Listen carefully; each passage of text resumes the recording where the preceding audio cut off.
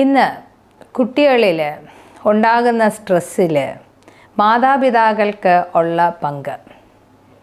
ഇത് ഞാൻ കാണുന്ന ഒരുപാട് കുട്ടികളിൽ അവരുടെ മെയിൻ കംപ്ലൈൻറ്റ്, അവരുടെ സ്ട്രെസ്സിൻ്റെ മെയിൻ ഒരു വിഭാഗം പേരൻസ് തന്നെയാണ്. അപ്പം പേരൻസ് അവരുടെ ഒരു കുട്ടി വരുമ്പോൾ ആ കുട്ടീനെക്കുറിച്ച് അമിതമായിട്ടുള്ളൊരു പ്രതീക്ഷയുണ്ട്. ഈ പ്രതീക്ഷ കുട്ടികളിൽ ഒരുപാട് സ്ട്രെസ് ഉണ്ടാക്കുന്നു. ഈ സ്ട്രെസ്സ് കുട്ടികളുടെ പഠനത്തിനെ അത് നെഗറ്റീവായിട്ട് അഫക്റ്റ് ചെയ്യുന്നു. അപ്പം ഒരു ട്യൂഷൻ സെൻറ്ററിൽ 3 കുട്ടികളെ അടുത്തടുത്ത അയൽവക്കത്തുകാർ വിടുകയാണ് ഒരേ ക്ലാസ്സിൽ. പക്ഷേ പാരൻസ് ചിന്തിക്കുന്നില്ല ഓരോ കുട്ടികളുടെയും ബ്രെയിന്, ആ കുട്ടികളുടെ ചിന്താ രീതി എല്ലാം ഡിഫറൻ്റാണ്. പക്ഷേ മാർക്ക് വരുന്ന സമയത്ത് എന്തുകൊണ്ട് നിനക്ക് ആ കുട്ടിയെക്കാട്ടിലും മാർക്ക് കുറഞ്ഞു, എന്തുകൊണ്ട് ആ കുട്ടിക്ക് അത്രയും ഫീസ് കൊടുക്കുന്ന പോലെ തന്നെയല്ലേ ഞാനും ഫീസ് തരുന്നത്, നീ എന്തുകൊണ്ടാണ് പഠിക്കാത്തത്? ഒരു 4ാം ക്ലാസ്സിൽ പഠിക്കുന്ന ഒരു കുട്ടിയുടെ കാര്യമാണ് ഞാനിപ്പോൾ റീസെൻ്റായിട്ട് കണ്ടത്. ആ കുട്ടിക്ക് 25ൽ 21 മാർക്കുണ്ട്. പക്ഷേ മറ്റേ കൂടെയുള്ള വ്യക്തിക്ക് 23 മാർക്കുണ്ട്. അപ്പോൾ ഈ കുട്ടി വളരെ വിഷമിച്ച് ഇരിക്കുന്ന കണ്ടുകൊണ്ട് ടീച്ചർ എന്നോട് പറഞ്ഞു, ഈ മോളെയായിട്ടൊന്ന് സംസാരിച്ച് നോക്കും മാം. അപ്പോൾ അതിലെ പ്രശ്നം 23 അപ്പുറത്തെ കുട്ടി മേടിച്ചപ്പം എന്തുകൊണ്ട് നിനക്ക് 23 അല്ലെങ്കിൽ 24 മേടിച്ചുകൂടാ എന്നുള്ളതാണ് ആ കുട്ടിയുടെ അമ്മയുടെ ചോദ്യം. ഈ 21 മേടിച്ചുകൊണ്ട് വന്നു കഴിഞ്ഞാലും അടി കിട്ടും. അപ്പോൾ ഈ കുട്ടിക്ക് തന്നെ സത്യം പറഞ്ഞു കഴിഞ്ഞാൽ ഈ കമ്പാരിസൺ കാരണം കൊണ്ട് മുമ്പോട്ട് പഠിക്കണം എന്നുള്ളൊരു ചിന്ത ഉള്ള ഇൻട്രസ്റ്റും കൂടെ ആ കുട്ടി പോയി.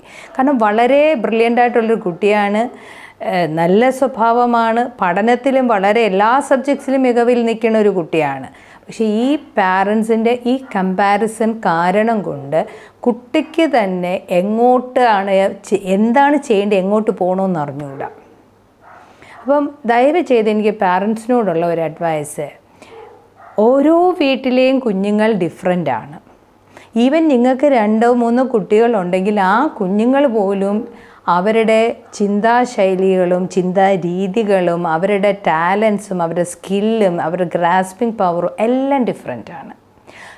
അവരുടെ മുഖച്ഛായ വരെ ഡിഫറൻ്റാണ്. അപ്പോൾ നമ്മൾ എന്തിനാണ് ഒരു കുഞ്ഞിനെ മറ്റേ കുട്ടിയായിട്ട് കമ്പയർ ചെയ്യേണ്ട ആവശ്യം നമുക്കില്ല. ഈ കമ്പാരിസൺ കൊണ്ട് മാതാപിതാക്കൾ ചിന്തിക്കുന്നത് കുട്ടികൾക്ക് അത് പ്രചോദനമായിരിക്കും എന്നാണ്. പക്ഷെ അത് നെഗറ്റീവ് ഇമ്പാക്റ്റാണ് ഉണ്ടാക്കുന്നത്.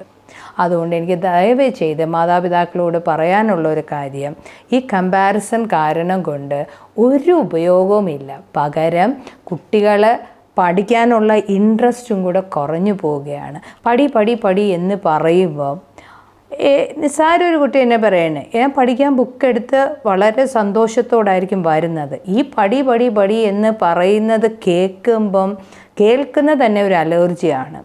അന്നത്തെ ദിവസം പഠിക്കാനുള്ള മൂഡ് പോകും. അന്നത്തെ ദിവസം ബുക്ക് അടച്ചു വെക്കും. അമ്മ ഇത് കാണുമ്പോഴത്തേക്ക് വഴക്ക്, പിന്നെ അവർ തമ്മിലുള്ള ഒരു കോൺഫ്ലിക്റ്റാണ്. ഇതാണ് ഒരുപാട് വീടുകളിലും ഞാൻ കാണുന്നത്, കുട്ടികൾ വന്ന് പറയുന്നതും. അപ്പം ദയവ് ചെയ്ത് എനിക്ക് മാതാപിതാക്കളോട് പറയാനുള്ളത്, ഈ കുട്ടികൾ തമ്മിൽ ഉള്ള കമ്പാരിസൺ സ്റ്റോപ്പ് ചെയ്ത് കഴിഞ്ഞാൽ നിങ്ങളുടെ കുട്ടിക്ക് തന്നെ അതൊരു സ്ട്രെസ് ഫ്രീ ആയിട്ട് തോന്നുകയും അവർ കുറേ കൂടെ നന്നായിട്ട് പഠിക്കാനായിട്ട് അവർക്ക് ഹെൽപ്പാകുകയോ ആണ് ചെയ്യുന്നത്.